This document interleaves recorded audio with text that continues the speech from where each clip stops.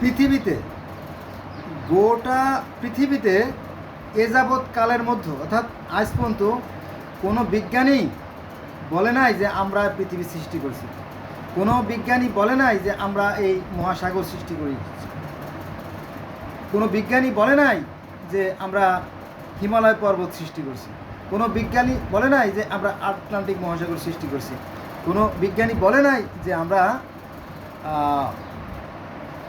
কি আমরা মঙ্গল গ্রহ সৃষ্টি করছি। কোনো বিজ্ঞানী বলছে আজ পর্যন্ত পৃথিবীতে? না, বলে নাই। বিজ্ঞানীরা বলছে ওইটা যে আমরা এইটা আবিষ্কার করছি, তাই না? এই তো এখন আমরা বাস্তবে আসি, আমরা কাউকে বিশ্বাস করতে রাজি না। কে কি বললো তাতে কিছু আসে যায় না। সৃষ্টিকর্তা যিনি এই বিশ্বজাহানের পরিচালক, তিনি কি করছেন? তিনি এই পৃথিবী সৃষ্টি করছেন, সাগর মহাসাগর সৃষ্টি করছেন, চন্দ্র সূর্য আকাশ পৃথিবী সৃষ্টি করছেন, তাই না? সব সৃষ্টি করছেন। আর পৃথিবীতে যে সমস্ত প্রাণী সৃষ্টি করছেন 15 লক্ষ প্রজাতির প্রাণী, আর এদের সংখ্যা অগণন। এই 15 লক্ষ প্রজাতির প্রাণী প্রত্যেককেই সৃষ্টিকর্তা জ্ঞান দিয়ে সৃষ্টি করছে। হ্যাঁ, আপনি দেখেন বাস্তব example is better then percept. পিঁপড়েরও জ্ঞান আছে, মশারও জ্ঞান আছে, মাছিরও জ্ঞান আছে, তেলাপোকারও জ্ঞান আছে, টিকটিকিরও জ্ঞান আছে, ইঁদুরেরও জ্ঞান আছে, আছে না? আচ্ছা, আমরা যে ঘরে বসবাস করি দেখবেন যে প্রায় ঘরে তেলাপোকা আছে। আপনি রাতের বেলা ঘুম থেকে উঠলেন, উঠার পরে এক গ্লাস পানি খাবেন, আপনি দেখলেন যে টেবিলের নিচে তেলাপোকা, আপনারা দেখে দে দৌড়, আছে না? তেলাপোকা দৌড় দিয়ে কই পালালো? ফ্রিজের তলে পালাই গেল, তাই না? তেলাপোকা। আপনি রান্নাঘরে গেছেন, একটা ডিম ভাজে খাবেন, আপনি দেখলেন যে ছোটো ছোটো ইঁদুর ওরা গল্প করতেছিল, আপনারা দেখে দৌড় দিয়ে, তাই না? তরকারি ডালের ভিতরে লুকাই গেছে। আপনি লাইট জ্বালাইছেন, টিকটিকি পুরা পোকা ধরে খাচ্ছিল, আপনাকে দেখে ক্যালেন্ডারের পিছনে অথবা ঘড়ির পিছনে লুকাই গেল। এটা আসলে ভয়ে বলবো কি না জানি, সম্মান, আপনাকে সে সম্মান করলো যে এই মনিবের ঘরে আমি থাকি, তাই না? এটাও ধরতে পারেন। আপনি মশারির মধ্যে ঢুকছেন, তো কিসে জানি ডিস্টার্ব করে, লাইটটা জ্বালা দেখেন যে মশা দুইটা, আপনি মশা মারার জন্য অনেক চেষ্টা করলেন, মশা একবার এদিকে যায়, একবার ওদিকে যায়, একবার ওদিকে যায়, পরে আপনি একবার বিরক্ত হয়ে গেলেন, ক্লান্ত হয়ে গেলেন, পরে যা মারবো না, মশারির একটা আঁচল উঁচু করলেন আর মশাগুলো চলে গেল, ঠিক না? তারপরে কি প্রত্যেকটা সৃষ্টিকর্তা জ্ঞানের সমান পরিমাণ। ঈদ হয়েছে 7/6/2025 তারিখে ঈদ হলো, আজকে হচ্ছে 13 তারিখ, আজকে আমি ভিডিও করতেছি, কালও 2-1টা ভিডিও করছি। এখন কথা হচ্ছে যে বাড়িতে গেলাম, পাখির কথাই বলি। পাখি আমার একটা ভিডিও করা আছে, দেখেন দোয়েল পাখি রাস্তা করে খাচ্ছে, মানুষ দেখে উড়ে চলে গেলে, কিন্তু হরেক রকমের জীবজন্তু দেখে আসলাম, তাই না? তো প্রত্যেকেরই জ্ঞান দিয়ে সৃষ্টি করছে। প্রত্যেকটা মাছেরও জ্ঞান আছে, প্রত্যেকটা পাখিরও জ্ঞান আছে, এমনকি গাছেরও জ্ঞান আছে যদি আপনি সেইভাবে খেয়াল করতেন। কিছু কিছু গাছ আছে, তারা বিকেলবেলা যখন সূর্যের তাপ কমে যায়, তো সন্ধ্যা ঘনিয়ে আসে, তখন কী করে জানেন? তাদের সেই যে শালক সংশ্লেষণ প্রক্রিয়া, খাদ্য উৎপাদন প্রক্রিয়া যে পদ্ধতি, ওইটা বন্ধ করে দেওয়ার পর পাতাগুলোকে ভাঁজ করে আস্তে আস্তে চুপ করে গাছ বিশ্রাম নেয়, ঘুম নেয়, দেখছেন না? বিশেষ করে রেন্টি গাছ, তারপরে লজ্জাপতি গাছ, আরও অনেক গাছ আছে, শহরেও আছে। শহরের যে আইল্যান্ডেও কিছু গাছ আছে, দেখবেন ওই সজনে পাতার মতো ছোটো ছোটো পাতা, ওইগুলো ওরা কিন্তু ওই সন্ধ্যার পরে পাতা ভাঁজ করে ঘুমায়। আপনি শহরে চলার সময় দেখবেন এই ধরনের গাছ এক শহরে আছে, নাম আমি জানি না।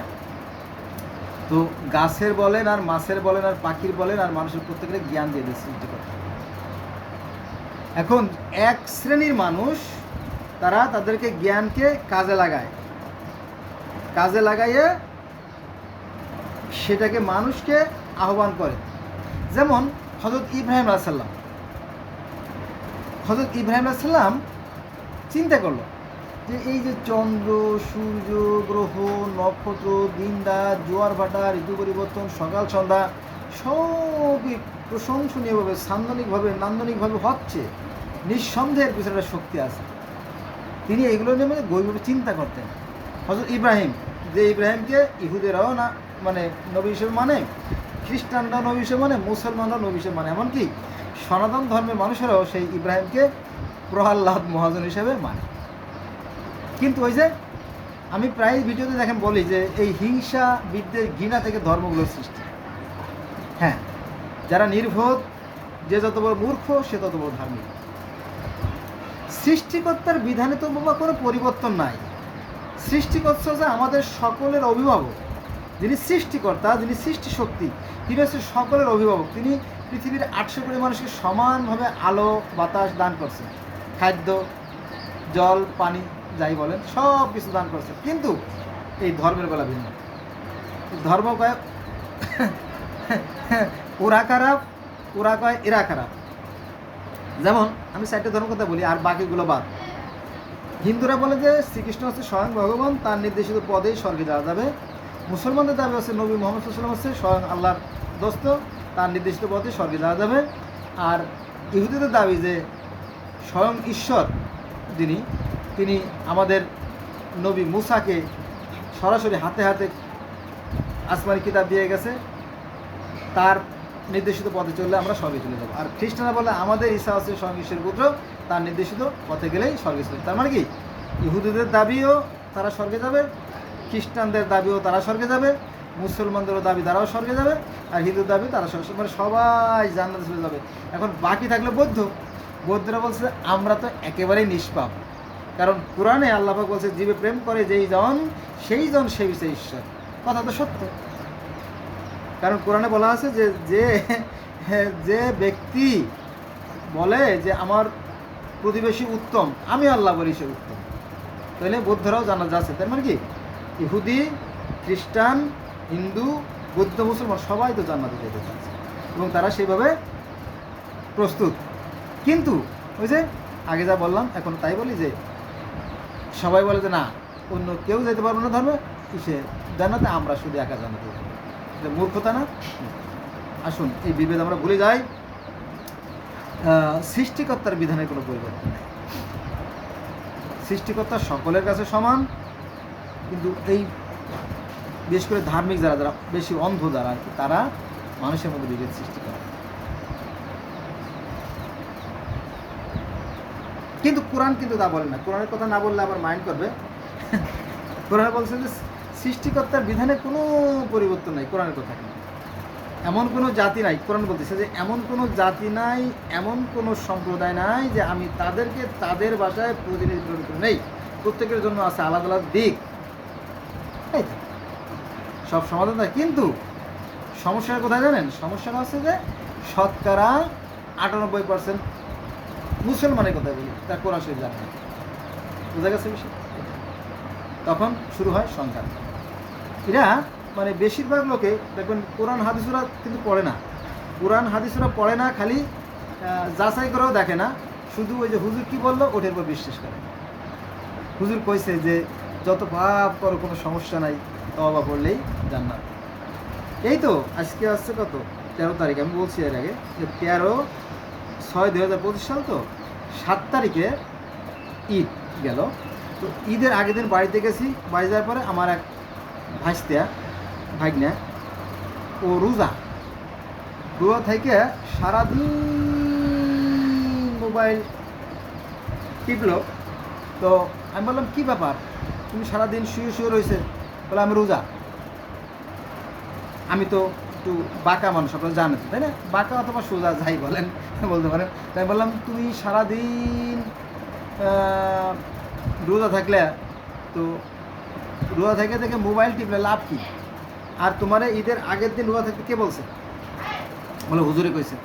বলে রোজা থেকে কী লাভ হবে বাবা? একটু সুন্দর করে বলছি, বাবা কী হবে বলো তো, একটু বোঝায় বলো তো। তা বলো যে ঈদের আগের দিন যদি রোজা থাকা যায় তাহলে মানে গত হয়ে গেছে 1 বছর আর সামনে 1 বছর, এই 2 বছরের সমস্ত পাপ মাপ। ইয়াং ছেলে 6-এ পড়ে। ভালো করে শুনেন, খুব সিরিয়াসলি শুনেন, কিন্তু যদিও ছোটো কথা কিন্তু সাবজেক্টটা বড়। 100% সত্য বলতেছি, 100%, একেবারে 100% সত্য। তো ইয়াস ইয়াস বাইশতে ইয়াস সে রোজা থাকছে, রোজা থেকে সারাদিন মোবাইল টিপতেছে। আমি বললাম যে তোমার এই রোজা থাকতে কে বলছে বা এর উপকারিতা কী? বলো যে এই রোজা থাকলে, ঈদের আগের দিন রোজা থাকলে আমি আগামী 1 বছরে যে অপকর্ম করব, যে খারাপ কাজগুলো করব, সেগুলোর আর পাপ লেখা হবে না, এবং পিছনের 1 বছর মানে 2 বছরের পাপ 1 রোজায় ক্ষমা হয়ে যাবে। এটা পুরোপুরি ভণ্ডামি এবং কোরআন বিরুদ্ধ কথা। কারণ কোরআনে আল্লাহ বলছেন যে আমি প্রত্যেকটা মানুষকে ভালো মন্দের জ্ঞান দিয়ে সৃষ্টি করছি। এখন সে কোন পথে যাবে সে তার একান্ত অভিপ্রায়। যদি সে ভালো কাজ করে তার প্রতিদান তাকে দেওয়া হবে, আর যদি মন্দ কাজ করে তার মন্দ ফল তাকে দেওয়া হবে। যদি সে যারা পরিমাণ ভালো কাজ করে তার প্রতিদান হিসাবে, আর যদি যারা পরিমাণ মন্দ কাজ করে তার প্রতিদান হিসেবে পাবে। আল্লাহ বলেন ওরা কি দেখে না, ওরা কি পৃথিবীর উপর করে না?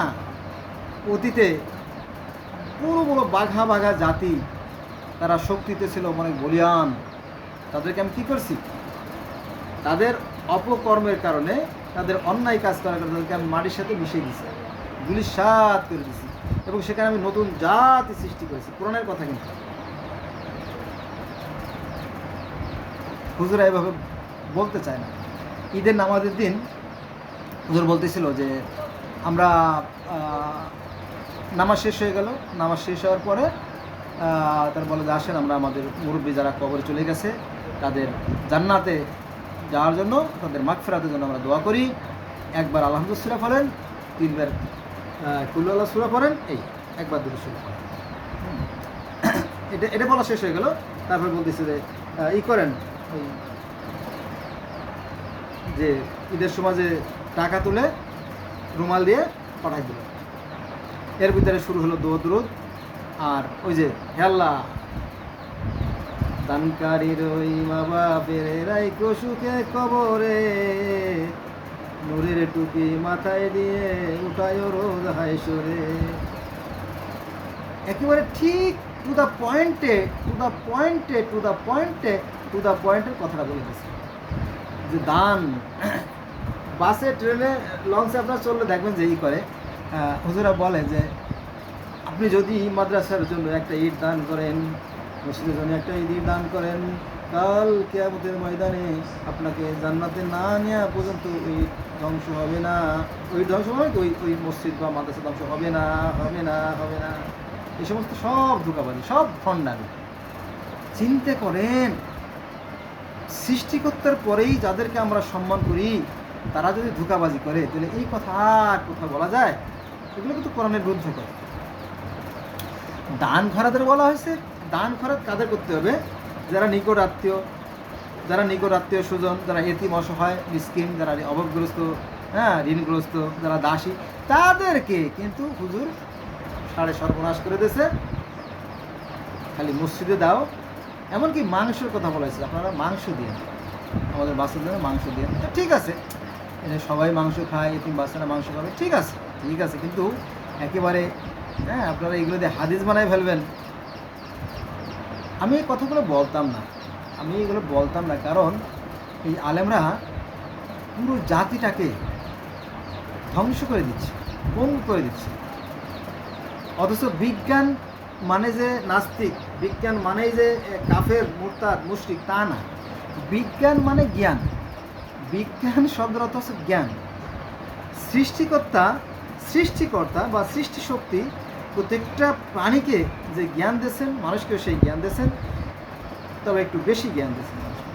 মানুষ সেই জ্ঞানটাকে চর্চা করে, কাজে লাগাইয়া আমি দেখেন এই যে বসে আছি, ফ্যান ঘুরতেছে, তাই না? এই যে আমার কথাটা আপনাকে বলার সুযোগ হচ্ছে, তাই না? এগুলো সৃষ্টিকর্তা যে জ্ঞান, সেই জ্ঞান দ্বারা সম্ভব হয়েছে। কিন্তু মুসলমানরা এই জ্ঞানের বিরুদ্ধে, বিজ্ঞানের বিরুদ্ধে, অর্থাৎ তারা এই জ্ঞানটাকে চর্চা করতে চায় না। ফলে সৃষ্টিকর্তাই তাদের কল্যাণ করবেন না, সৃষ্টিকর্তা এই মুসলমানের কল্যাণ করবেন না, কারণ এরা সৃষ্টিকর্তার বিরোধী। এবার আমি কোরআন থেকে বলি, নইলে এবার মাইন্ড করবেন। কোরআনে বলা হয়েছে তোমরা, কোরআনে আছে, কোরআনের আয়াত, তোমরা সৃষ্টির সম্পর্কে গভীরভাবে চিন্তা করো। কোরআন শরীফ আছে এভাবে 44টা আয়াতের কথা বলা আছে। বারবার বলি, তারপর বলি, আসমান ও জমিনের মধ্যে বহু নির্দেশ হচ্ছে জ্ঞানীদের জন্য। তোমরা যে পানি পান করো তার মধ্যে নির্দেশন হয়েছে, তোমরা যে রোদ পান করো তার মধ্যে নির্দেশ, তোমরা যে নির্দেশন হয়েছে। আমরা এগুলো চিন্তা করি না, ভাবনা করি না, আমরা চিন্তা কাজে লাগাই না। আমি 2টা ইন্টারন্যাশনাল অর্গানাইজেশন চাকরি করছি, আমি এই জানি। তো আমরা সেখানে প্রতি মাসে 3টে করে মিটিং করতাম, কোঅর্ডিনেশন মিটিং এবং কোয়ালিটি মিটিং। এবং সেখানে আমাদের যে স্টাফগুলো, প্রত্যেকটা স্টাফ কিন্তু অংশগ্রহণ, ম্যানেজার থেকে শুরু করে ম্যানেজার, তারপরে সুইপার, মালিক, কেয়ারটেকার, দারোয়ান, সবাই কিন্তু কিছু না কিছু বলতে হবে, কিছু না কিছু বলতে হবে। এবং সবার যে দায়িত্ব সেটা আমরা বন্ড করে দিতাম, কে কোন দায়িত্ব পালন করবে।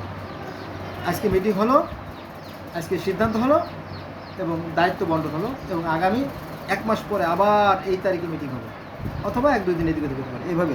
কিন্তু আমাদের মতো সেটা নাই। আমি আমার জীবনেও দেখিনি বিশেষ কোনো মিটিং, আমি আমার এই 52 বছর জীবনে কোনো দিনও দেখিনি আমার গ্রামে কোনো মিটিং হয়েছে। শুধুমাত্র যদি কেউ সালিশি করে বিশেষ প্রয়োজনে সেইখানে হয়, তাছাড়া। কিন্তু একটা রুটিন থাকা দরকার, একটা রুটিন থাকবে যে প্রতি মাসে অন্তত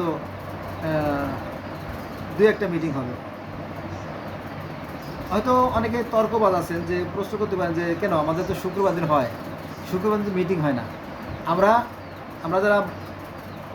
যারা সুনাউল্লাহ আছি, আমরা সুনাউল্লাহরা মসজিদে যাই বসে থাকি, আর যারা বকউল্লাহ তারা বক করে বলে বলে ওই একই কথা, ওই সেই 50 বছর আগে যে কথা শুনতাম এখনও সেই একই কথা বলে যাচ্ছে, কিন্তু অর্থ বুঝি না। এই যে সানিক খুতবা পড়ে, এর অর্থ কি আমি জানি না, জীবনেও জানি না।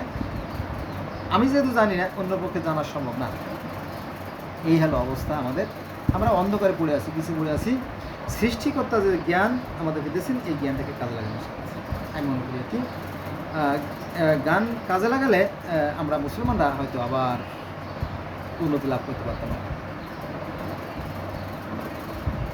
বেশিরভাগ ক্ষেত্রে দেখবেন যে খালি বদনাম, গালাগালি, খালি বদনাম, ইহুদিদের বদনাম, খ্রিস্টানদের বদনাম, বৌদ্ধদের বদনাম, সিনদের বদনাম, এই সমস্ত বদনাম আর বদনাম করে নিজে ভালো হওয়ার চেষ্টা। এটা একটা কী বলবো আর কি, খুব বাজে বিষয়। আসুন আমরা আমাদের বিবেককে কাজে লাগাই। এই সুন্দর পৃথিবীতে বারবার আসা হবে না, আমরা এই সুন্দর পৃথিবীকে আরও সুন্দর করে তুলি। ধন্যবাদ সবাই।